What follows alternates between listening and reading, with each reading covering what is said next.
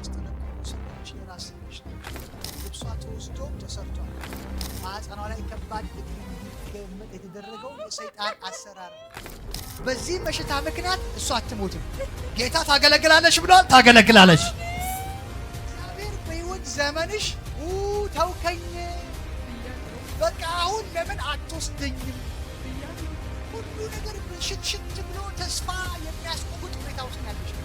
በሰውኛ እንዳንቺ እንደዚህ ነገር የተበላሸበት ሰው ራሱን ነበር የሚያውቀው። ሁሉ ነገር ቆሟል።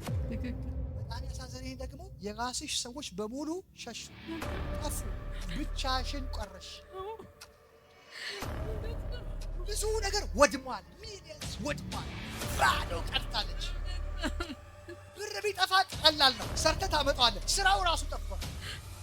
ሁሉ ነገሩ ኮላፕስ አድርገዋል። አሁን በጨለማ ውስጥ እንደሚኖር ሰው ብቻዋን በሰው የተከበበች የነበረች ሴት ብቻዋን ስትሄድ አየሁ። በእሷ ላይ የተሰራውን ስራ ከጌታ ሳይ ብዬ እኔ ራሱ እየገረመኝ የእሷን ነገር ያስጠነቅቁ ሰዎች የራስ ሰዎች ናቸው። የውስጥ ልብሷ ተወስዶ ተሰርቷል። ማህፀኗ ላይ ከባድ እንዲገመጥ የተደረገው የሰይጣን አሰራር።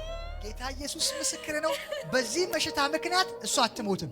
ጌታ ታገለግላለች ብሏል። ታገለግላለች። በኢየሱስ ስም ዛሬ ፈውስ ሆነ።